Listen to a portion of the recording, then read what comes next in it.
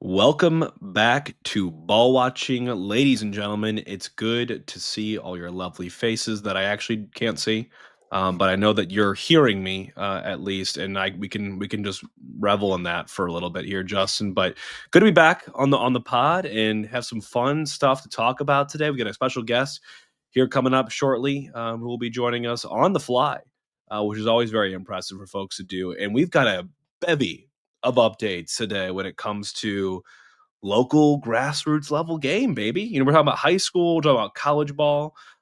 Justin, I mean, it's been a really, really fun time to be in St. Louis with all the stuff going on. How you been liking it? It's been absolutely insane, Jake. I think this is I can't remember when we've had this much playoff soccer all at one time.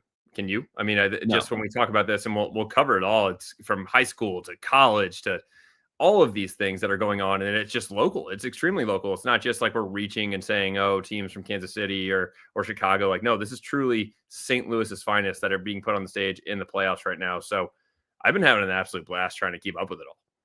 No, I have two. I have two. Justin, do we want to cover anything before we pull in our special guest for the day? I know it's going to take a couple minutes, and we got some fun questions we want to tee up for head coach Kevin Kalish. But should we just jump right into it? I say we jump right into Kevin Kalish, and then also with that, Jake, I am going to, as you want to add him in here, Coach, I'm just going to play these first couple goals that you guys have scored in the NCAA tournament, just to give everybody a quick warm up on where we are with the SLU Bills. The lead, trying to close it out. 4:10 remaining. Di Maria, his shot towards goal. It's in! Di Maria! Surveys. Oh, good move. That move by Leatherman was dirty. Yeah, he had a great game, didn't he? Yes. St. Louis is not lost. This was spot on. Right in exactly 2 months. Here's a flick pass ahead, maybe a chance, and a shot. He scored. I love that they were saying we haven't lost in 2 months. And then, Coach, I don't know if you've had a chance to see this reel we dropped coming in here now. You hear it, listen. It's what you hear it, listen. That's great. That's good. Coach Kevin Kalish barking down the door. Welcome back to the show. I love that. That's good. It's good content. Good stuff, guys. Oh, we're stoked to have you back, Kevin. It's been a couple. It's been probably a little bit over a month or so. We were not yet in the A10 tournament when we last spoke to you, but God, your world has been rocking since then. These boys have been rocking. Justin and I have been following keenly on the progress, and just so excited for you and the program, and obviously of our alma mater. How do you feel? Just gut check, Kevin. Just give us it's a lot of emotion, I'm sure, right now. Now you got a little bit of extended break before the next match, but you guys are smack dab in the middle of a huge tournament. How are you feeling? Great. Yeah. Obviously, to get through the one on Sunday was massive. Just I think a lot of people know it, but I think when you go through it, just the the great thing of you winning the conference championship and winning the conference championship at home is special, right? I think we can all agree upon that. Like, you get a chance to play in front of your home crowd, win a trophy. The downside to that, though, is like, it does take a lot out of you. We went from I think it was Friday, Wednesday, Sunday, in a very, 3 must-win one-off type games. LaSalle was a really difficult match. We scored late. I think 2 in the last 10 minutes to win that game, but it was a dogfight. And then a really, really good Davidson team came into town. We hadn't played them in a while. And they were just a typical Midwestern type. I know they're not in the Midwest, but they played like a Midwestern type of Big Ten team, just athletic and direct, and really put you under the microscope on restarts, and then obviously Dayton in the final, which was obviously it went to Penn. So 3 really difficult games. While I think it's a great thing for the team, because I think as you learn how to win those games, you build momentum and resilience, and the downside is, like, it takes a lot out of you, physically, right? And then turn around in the selection show. We were hoping to get a bye, and then we have a really good Kentucky team coming on Thursday, and then again, you saw obviously the late game heroics there. And then you got to turn around 2.5 days later and play IU at IU, right? And so, like, it was that string of games where you're riding a lot of momentum, you're dealing with a lot of just nicks and little injuries here and there, and guys were just gutting it out, which as a St. Louis, and we learned to love. So I'm really proud of their efforts, and just a resilient group, gritty group across the board. That's an extremely important point to bring up, Coach. The fact that you guys have played 5 games from November 7th to November 23rd, so just over 2 weeks, is insane. And like you said, you're going to double overtimes, you're going to PKs, and these are not those games where you're beating these teams 4-0. This is a 2-0, 1-0, then to PKs, a double overtime 2-1 win, and then a 1-0 win at IU. You mentioned the IU game. That was a huge one for us. For anybody that doesn't know, we took them down 1-0. We have the most national championships at St. Louis University of all time with 10. IU is second with 8, but SLU was 0-5 in the NCAA tournament against Indiana heading into this game. They were taking it to us early. They outshot us 16-3, but Jeremy and you guys were able to hold them off the 11th shutout of the season. I promise there's a question here, and I'm going to ask you right now, Coach. You got a yellow card in this one. What can you give me? What was going on there on the sideline? A little amped up. Yeah. It was a little bit of miscommunication with the head ref. I was actually talking to my center backs a little bit, but I think he thought I was talking to him. Could have been a little bit of just some of the calls. It just seemed like they were trying to manufacture situations that I didn't think were arising, but it was more of a miscommunication than anything. Kevin, I have a question. Remember, we talked. I don't know if Justin, you were on this show or not, but we talked about maybe midway through the season the resilience of the team's ability to grind out wins and draws, even in lieu of maybe not scoring as many goals as you would like to see. And that IU game is one of those games where you watch it and the scoreline is ultimately what matters in a game like that when it's a knockout style tournament. You grind out a result. I want to ask you, we're obviously so far into the season. We're now in the postseason. I know you still learn things about these guys and this team, game by game and probably in every single training. Has anything stuck out to you that you've seen kind of come to the forefront, whether it's in the team or in a certain player, that has kind of struck you and said, wow, like we're really still evolving, this late in the season? Did anything kind of come to mind for you that, wow, we're learning this now? And maybe it's a younger group and you're starting to see them really kind of, grasp that experience and really hone that in these tough matches. But does anything stick out to you as a new learning over the last couple of weeks? I wouldn't say that necessarily learning. I think it's probably, I would say just, I think in this game in particular, we just felt we were so fatigued. And last time we went to IU in 22, one thing I learned from that game, we lost 1-0. It was a very similar game. We beat Memphis in the first round. And then the second round game was at IU again on the Sunday. I remember, we're talking with Johnny Klein about this a little bit. But we kind of hit a little bit of a wall in the 70th minute. And then they kind of basically ended up scoring and winning the game 1-0. And prior to that, I felt like we were in the game a bit. So, it was kind of like a little bit of as far as we looked at this game, we just felt like, all right, we have to probably conserve a bit of our legs a bit more. We pride ourselves on being a bit of a pressing team, but in this game we just didn't think we were going to have the legs for 90. So we went to a back 5 for the first time this year. And I think when doing that, just different guys being able to play different positions that they haven't played all year, and arguably the biggest game of the year, and just step up and do what's necessary for the group to continue to move on. And I thought that was probably the biggest takeaway. It's just that it's a very connected group. It's a group that, a couple of our top guys didn't even play in the game because we were defending for majority of the game, and some of our top attackers didn't play many minutes, and they're like, "Hey, coach, we're all in. Like whatever it takes for the group to win." So it's just, I think when you get to that phase of the season where everybody's fully, willingly sacrificing for the group, with no questions asked, and it's all about the group and the result. It's a special spot to be in because we've all played on teams, and that's not always the case, right? It's a lot of teams or a lot of individuals are always like, well, it's good when it's good for me. Yeah. But if it's not good for me, then maybe not so much. So yeah. I thought, this group just continues to reinforce. We got the right guys in the locker room. We got selfless guys who don't mind grinding, and whether we have to win the game by playing a back 5, which again I'm excited to, we'll get a full week of rest and kind of go back to normal now, or whether it's just doing whatever it takes to make plays late in games, because a lot of our if you look at every game, it's a different guy stepping up and making a play. It's not the same guy. So I think that can be definitely a beneficial thing as well. Yeah, and I think that this special group is going to need something special as well. You said that we're going to have a week off here. We're going up to the Sweet 16 to 11th seeded Bryant University in Rhode Island. Bryant is 17-2-2 on the year, number 5 in the most recent United Coaches soccer poll. They got their first NCAA win with a score of 1-0 over Seton Hall, which is the same result that you guys had against Seton Hall earlier this season as well. Coach, what does like a week look like for you guys? Obviously, you talked about the guys felt a little leggy on Sunday. We have Thanksgiving kind of thrown in here. Can you give us a quick glimpse? Obviously, without pulling the curtain back too far for any Bryant listeners out there, what you guys are kind of going through this week and what that looks like in preparation.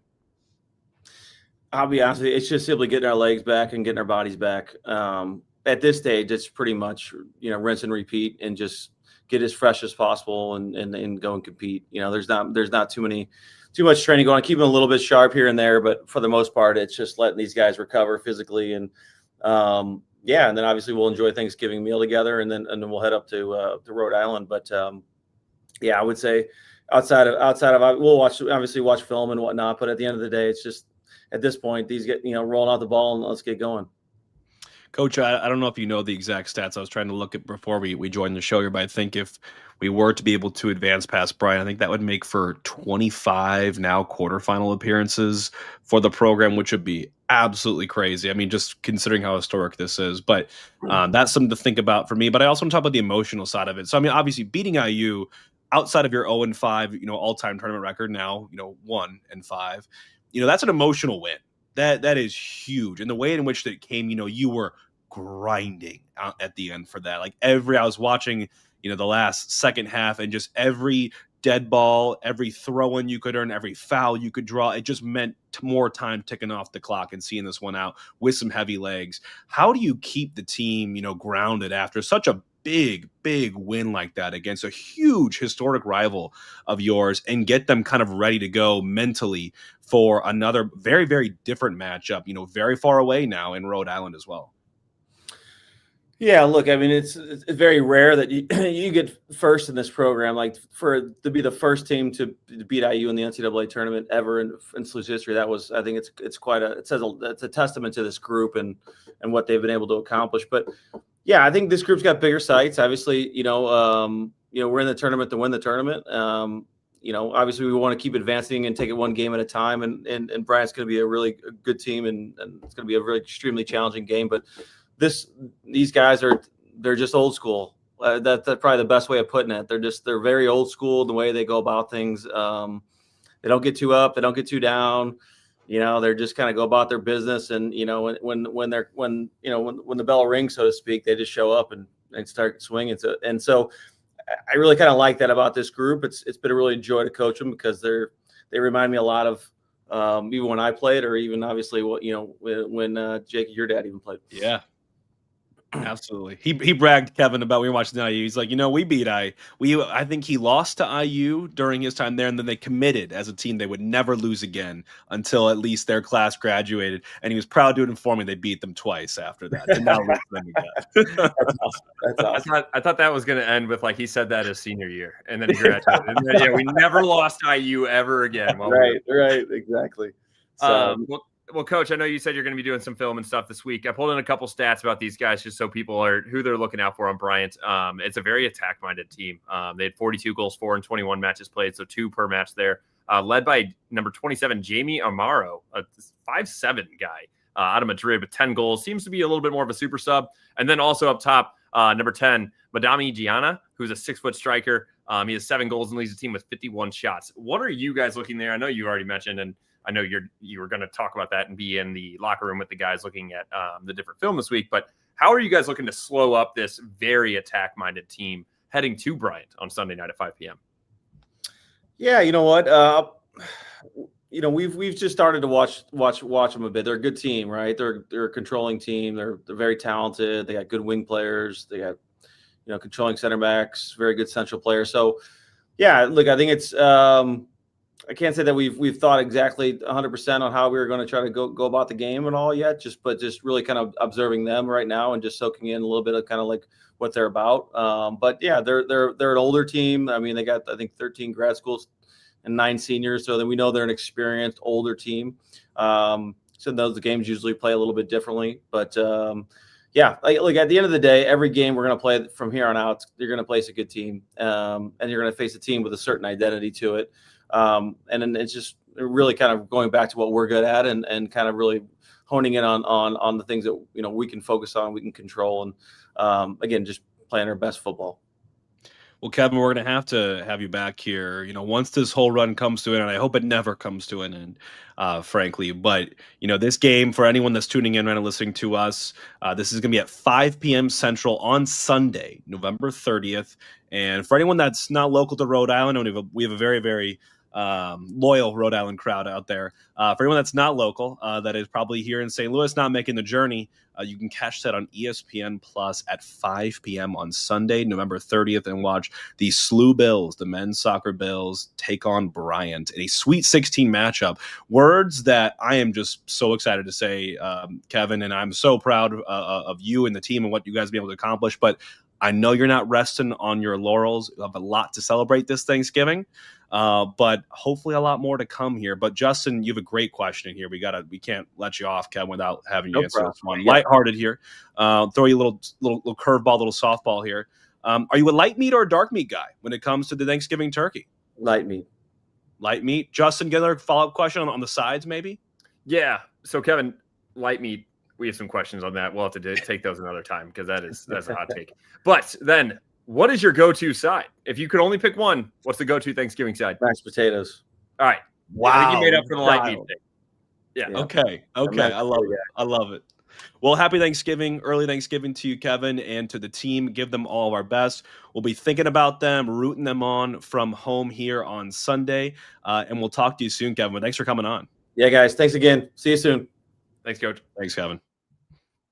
All right, man. I'm getting jazzed up listening to Kevin and talking about what's going on here. It's just, these things, I feel like when you get into these tournaments, Justin, it's like knockout style. It's like the game and the performance totally go out the window, right? It's like you do whatever you can do to win that game by any means necessary. And for you all that watch that IU game, that is the epitome of that. And that is something that I think we'd like to probably see, City and, our team locally here kind of grow into is, not necessarily having to hunker down for, a great percentage of the game because you're tired. But when you have to, can you grind with the best and just scrounge out points, scrounge out a W, just do what you need to do to get business done. And SLU is doing that right now. So I'm so excited for them.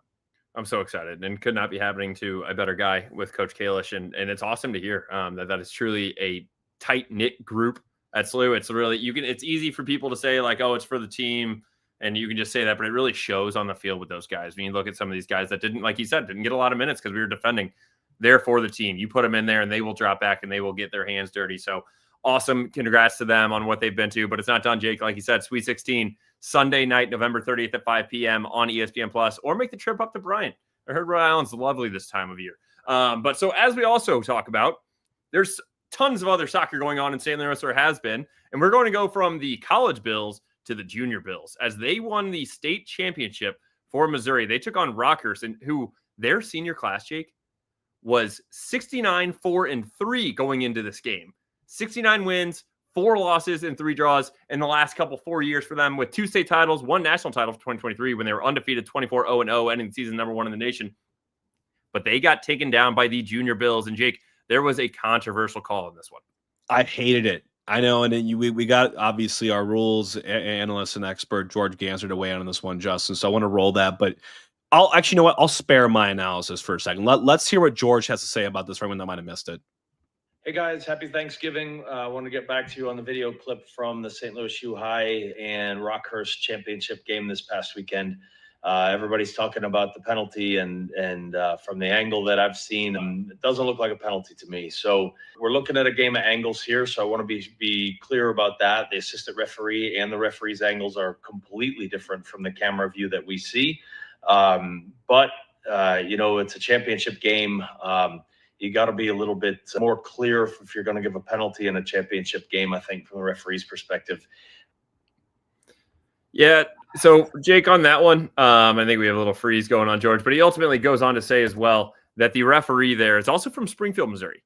So I want to take out any bias where anybody's like, oh, this guy's rooting for SLU, rooting for Kansas City. There's nothing there as well. And obviously it's a tough call. And in high school soccer, they're not having the VAR. I also heard from multiple people that were at the game that it looked a lot worse in real time. It looked like an elbow that had something like that. So Jake, what are your overall thoughts on this? Because it did decide, for anybody who doesn't know, SLU won that game 1-0 on that PK.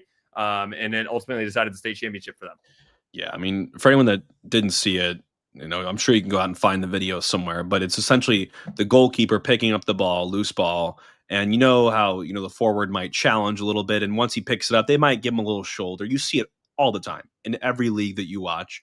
And this goalkeeper decided to kind of give a little bit more back. Nothing, I would say, near worthy of giving away a penalty kick, especially in a state final. I feel like goalies are typically a kind of a protected species in the game of soccer, and I don't really always love it, even being a goalie myself in the past. But this call, again, considering the context of the game, swallow the whistle, brother. I mean, come on, let the kids play. And the fact that this actually ended up deciding the final as well, having been there, Justin, if that would have happened to me, I would have been devastated. I can only imagine what that Rockhurst goalkeeper is thinking. But yeah, I don't really have much to say about SLU High winning state twice recently. Not my alma mater, not my favorite Jesuit school here in St. Louis, but is what it is. Maybe better than St. Louis than it is in Rockhurst, who I know just cleans house. But very, very controversial to be happening in a state final.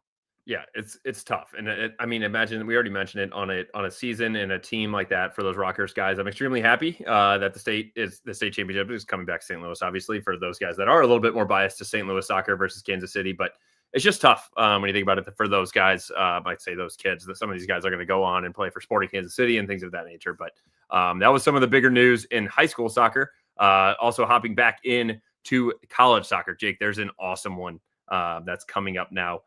The UMSL women, they were the 7th seed in the D2 tournament, took down the number 2 seed McKendree 3-0, and then the number 3 seed Ashland 1-0 to move on to the D2 Sweet 16. Also in the D2 women's college soccer tournament, they have the number 4 seeded Maryville, who also in St. Louis took down the number 5 seeded Norwood 1-0, and then Cedarville in PKs to move on to the D2 Sweet 16 as well. You know what's pretty funny about that, Jake? Now they play each other. The two St. Louis schools, UMSL and Maryville, they're probably like 8 miles apart. Yeah. Face each other in the Sweet 16 on Sunday, November 30th at 1 p.m. Central. The women's team, they played each other back on October 5th to a 1-1 draw. Maryville went up 1-0 that game in the 3rd minute, but then they got a red card in the 50th, and UMSL tied it up in the 73rd. So, Jake, this is going to be one that people should tune into. Unbelievable. God, you love to see it. I know people call us out when we missed talking about these different teams in our reel that we posted last week. But thank you for holding us, accountable. We're not going to overlook folks the best we can. We're talking about the local game here, but what a cool fixture to feature UMSL and Maryville women pitted against each other. Two teams, especially UMSL, right, coming from a lower seed and just being giant killers out there. So we'll have our eyes on that one, Justin. That'll be interesting. WashU women also continued their run with beating MIT 1-0 in the Sweet 16 and then beating Messiah 1-0 in overtime in the Elite Eight. Now facing University of Chicago on Thursday, December 4th at 2 p.m. Central Time. They got a little bit of history with this team, but boy, again, another. Now we're talking D3 women's tournament, but still very, very exciting to see this. These teams not only making the appearance, Justin, but making the most of the appearance. Absolutely. And we're rooting for those WashU women to go back to back on the national championship there for them. But there were, unfortunately, a couple of these teams where their run came to an end. Lindenwood, their first ever NCAA tournament, as we talked about them, they were given the D1 status back in June. They lost 1-0 at UMKC in the first round of the D1 tourney. The WashU men lost 3-0 at Trinity down in Texas in the Sweet 16 of the D3 tourney. And then, unfortunately, Harris Stowe, they made their first NAIA appearance since 1999, lost to Ottawa in the first round of the NAIA tournament. So it's a tough ending for them, but I'm extremely proud of all of these teams. It's awesome. It's showing that St. Louis truly is the soccer capital of the U.S. And that's from a college perspective, Jake. And then we got a little bit of a teaser as well coming into the U.S. Open Cup. We do, we do. So for the folks that may not know, US Open Cup starts way before in terms of qualifying. We actually, drop into the tournament, whether that's through City 2, whether that's through St. Louis City, the first team, who knows what's going to happen next year with that. It's always a moving target. But we are already represented. We have already, so they have, kind of early round sort of qualifying to, get into the actual tournament because it's open to all the, many different tiers that make up American soccer here. And so, Justin, I want to butcher the pronunciation. Are we just going with BOFs? That's what I'm going with. BOHFFs? Yeah, let's just go BOFs. If anyone knows differently, tell us. But they play in the Midwest Premier League, which is well down the pyramid when you think about American soccer here. But they beat Chicago House here in St. Louis on Sunday afternoon to qualify for the formal U.S. Open Cup. So it's one of those qualifiers. So if you want to get into the tournament, got to win this game first to book your ticket. They did so. I think probably against some odds. I've seen Chicago House feature in past iterations of this tournament. So a big W. Again, always great to see a team like this represents St. Louis proudly. So they come from tier 4 of our pyramid, which is the first technically level that's non-professional. So these guys, this isn't just what they do, but it's part of what they do, and they're still doing it. So I have to give all credit to these guys. I mean, to grind, work life, your career, but also have time to hone your trade like this, and now participate in one of the most historic tournaments here in the United States. I think it's such a cool thing. Yeah, Jake, I want to give a quick shout out as well to Jordan Klipsch, who's on this team. I saw them post a picture after winning, going to the U.S. Open Cup. That U.S. Open Cup's Instagram actually posted, and I zoomed in. I'm like, that's my man, Jordan Klipsch, former academy teammate of mine, went down and played 4 years at Memphis. This man is on every soccer team in St. Louis that you will find. If you're doing Veta Indoor, SLU 8v8 Outdoor, you were playing 11v11s at Soccer Park, you're coaching. He's coaching down at Oakville as well. Shout out to Jordan Klipsch and those guys.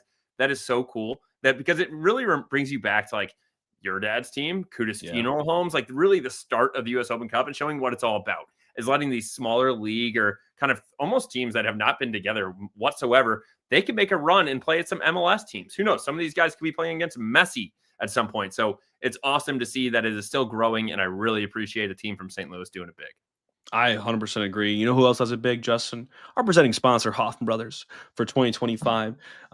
Summer was difficult. Not as difficult as I was expecting, frankly, on my AC, but AC I knew was good to handle it because I had Hoffman Brothers out to check it out. Again, I had the same tune-up for my furnace as well. And we're kind of in that limbo right now, that sort of false winter or just a little bit of an extended sort of summer or fall right into before we get to the real frigid part of the winter and year for us. But I urge you all, again, we say it every show, but I always say it because I mean it. Encourage you all, if you have any fears, any concerns at all, when you think about anything for your home under the roof, and don't even think about your home, think about your businesses. If you own a small business, if you're part of one that might need any sort of needs under the roof, Hoffman Brothers can do it.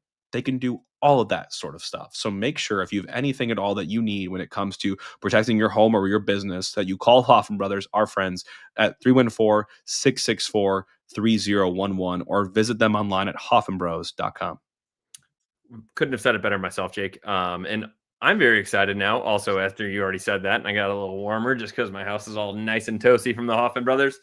We're going to quickly talk about the city schedule release, which was, Jake, was this surprising to me or just me that it came 3 weeks earlier than last season as well? So it was a great little surprise for us. And we are going to be kicking off the season on February 21st against Charlotte at Energizer Park on 1:30 p.m. Central Time.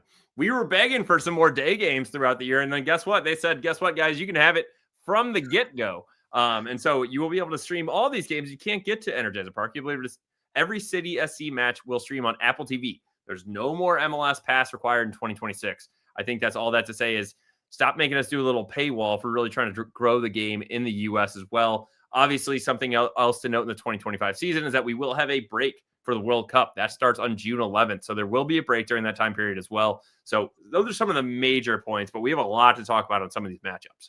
Yeah, we didn't really talk about just in the Apple restructuring with MLS. So they shaved some years off the 10-year deal and they beefed up some of those back years in terms of the payment being made. But yeah, no more paywall. So anyone that watches Severance, that watches Silo, that watches, I'm watching Pluribus right now on Apple TV. Now you can watch every single game for free, no additional subscription or sort of payment needed to watch MLS products, which is so cool. Open up, expand access. You kind of feel like there's sort of this kind of cultivating moment right now in and around the game where a lot of people are starting to kind of row in the same direction around this World Cup. And I'm hoping that continues with the Olympics and as well with the Women's World Cup as well in 2031. So all good things. Some firsts will happen for us in year 4. First ever trips to New York City FC at Citi Field and DC United at Audi Field.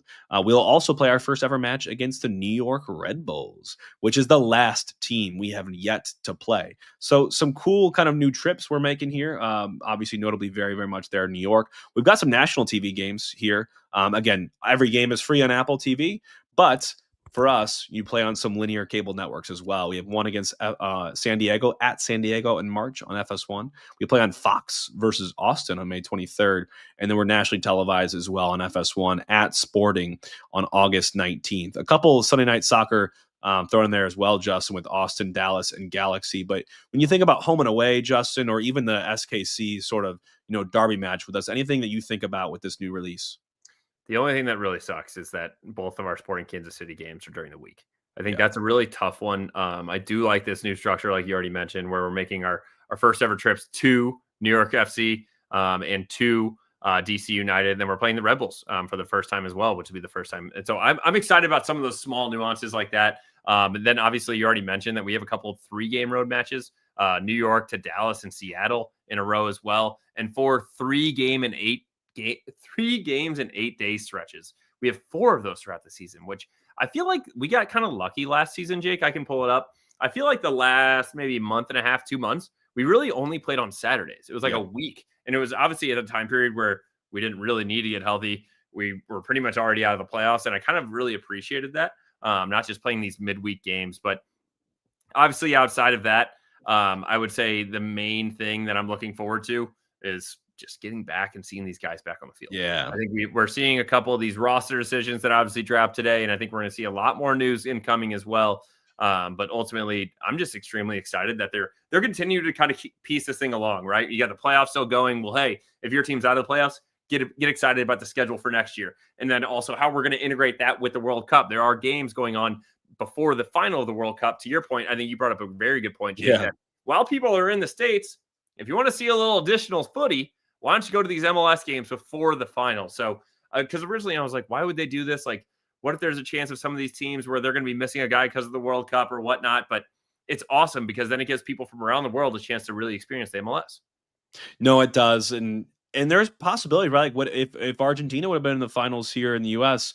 Almada was on that team, and he was in MLS at that time, still with Atlanta. So they would have been missing him when they returned to action. But I think the idea, like, I'm speculating totally. I've not read that anywhere.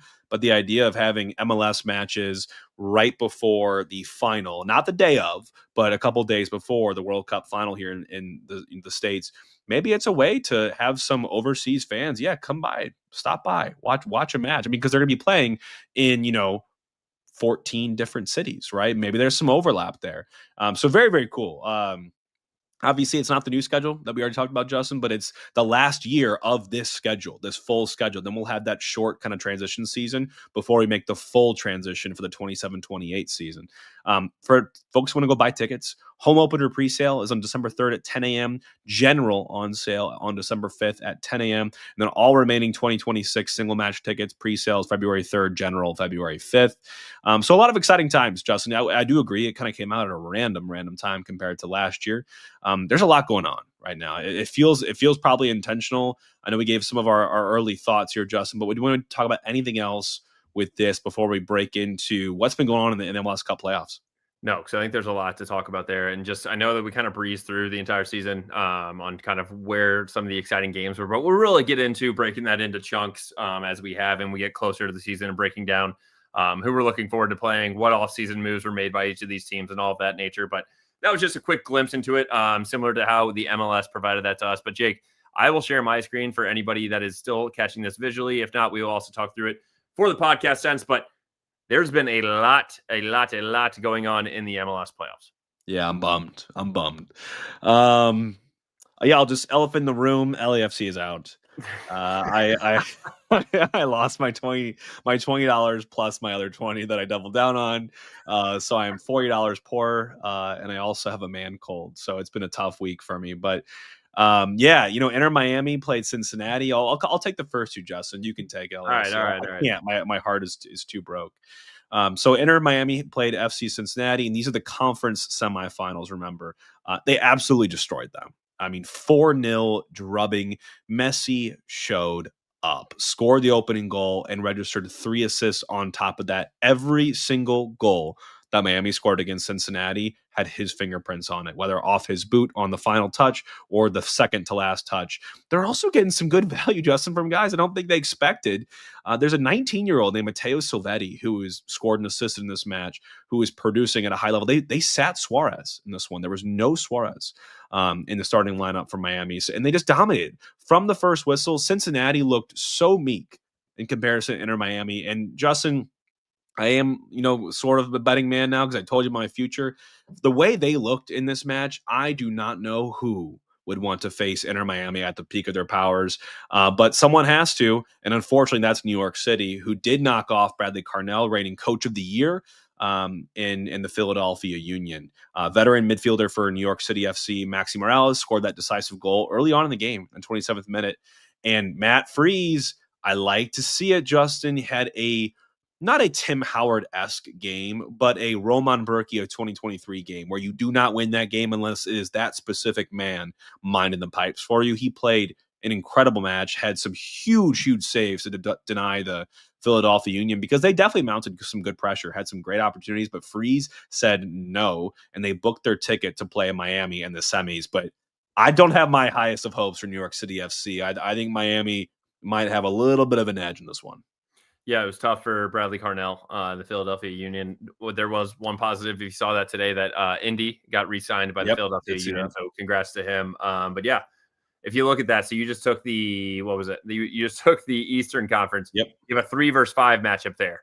So a lot of upsets that happened over in the East. Not so much in the West, Jake. You had the 1 versus 4 with San Diego versus Minnesota, and the 2 versus 3 versus Vancouver and LAFC. So LAFC went up to Vancouver. And Jake, this was by far the game of the playoffs so far. You had Vancouver go up 2-0 by halftime. And then so after that, it's like, all right, that LAFC is going to get a goal. Who's it coming from? Who do you think it came from, Jake? Sun put one away in the 60th minute. And you're like, all right, they're knocking on the door. They're pressing. That's a team that can always score goals in bunches. Are they going to get one? Didn't look like it. 90th plus 5 minutes. Sun with the curler over the top of the wall to put it into extra time, into overtime. And God, he's good, dude. And then it ultimately went to PKs, Jake. And that's where Vancouver won 4-3 on PKs. So there were some comments from Hugo Lloris after the game, if you saw that, talking about the artificial turf. And yeah, whatever, man. Like, you lost the game. I agree that we should probably get rid of turf here, but I don't think that's the time or place to say it. Gives you a little bit of discredibility there. So that is how Vancouver, the 2 seed, is moving on. And then if you want to talk about what you already mentioned, San Diego took on Minnesota. And this team, Jake, they are just continuing to find ways to win. And I really wish that was us, because if you think about the first season, the expansion club, winning the West and doing all of this, but this team, it was an ugly game, to be completely honest. I was watching and I was like, should I turn this off? Because it was just last night, November 24th. And I'm very glad that I had not, because to your mention, the only shot on goal by San Diego was an absolute banger by Anders Dreyer after a back heel. I think it was like number 9 on top 10. Corey Baird. I hate that it was only number 9 on top 10, because it was an awesome back heel and a smashing finish going to the top of the roof, sending San Diego through to the semifinals. So now you have Vancouver versus San Diego on November 29th at 8 p.m. And then you have Miami versus New York City before that at 5 p.m. on November 29th as well for the semifinals. The winner will play for the cup. Justin, make your picks here. I'm thinking about your picks. I won't put you on the spot because I've been thinking as you were talking. The LAFC game was just, I totally agree. It's been the game of the playoffs so far, maybe the game of the season, because it was a just flip-flopping essentially, where Vancouver looked all over the LAFC for that first half. They wouldn't let them breathe. It was not the LAFC you're used to seeing. Second half comes around, and they get enough life. They have a wonderful free kick, and Son basically wills them into extra time. From there, playing up a man and then another because of an injury and subs being gone. I mean, Vancouver hung on. There was a sequence, Justin. I don't know if you saw LAFC, Bouanga specifically, hit 3 posts in one sequence. Crossbar, post, crossbar in one sequence. And that's in the dying moments of double overtime before they go to PKs. And, Lloris isn't the one that's going to step up and save the day there. But what an incredible match. If there's a way to lose the money, that's fine. I'll do that. But if I look at this, Final Four now, right? I mean, you've got your 1 and 2 seed and your, what'd you say, Justin, 3 and 5 seed with Miami and New York City. I know I obviously made it very clear. I think I'm Team Miami in that Eastern Conference finalist. But if I'm looking at Vancouver, San Diego, Vancouver just kind of seems to have like a different metal about them. You know what I mean? Just like rugged, tenacious. You've got Thomas Muller producing for them. They may not have all the big headliners, but they just got a story behind them. I know San Diego does too as an expansion team, but I fear Vancouver more than I fear San Diego right now. So I would probably put the money behind Vancouver to advance out of the West. I'm doing the exact same thing, Jake, because I am ready to see a Thomas Muller versus Messi final. Oh my God. So cool. Throw a little Berhalter in there. Yeah, I would really appreciate it. I think it's going to be awesome. So everybody needs to be staying tuned to that because what is that the 29th is Saturday? Yeah, Saturday night, 5 p.m. and 8 p.m. So everybody needs to be tuning into those games. It's going to be absolutely awesome. I could not be more excited. I think this is a great way for the season to end with those teams. Yeah, I mean, it sucks the way the playoffs have gone, right, with like the stop-start nature of it. But it was good to have at least one really good match in those the Western Conference semifinals. And we'll be keeping our eyes on what happens here and what transpires. Messi would like to add another trophy there, but will he be denied by Matt Freese? What a good story it would be for him, Justin, to really just like lock himself in as a household name to say, I'm going to beat Messi. Maybe go to an MLS Cup, see what happens there, and also say that I am the U.S. men's national team starting goalkeeper. You want to see him kind of getting that respect even in the league. But Justin, before we round out the show here, any last announcements that we want to bring to the group? Everybody knows that this is usually when we do our betting segment on this. And right now, it's obviously still not legal in Missouri, but it will be on December 1st. And we have a massive announcement that we have partnered with DraftKings. DraftKings is the place to play. New Missouri members sign up today and score $300 in bonus bets once they're live on December 1st. That is this coming Monday. That's code BWSTL.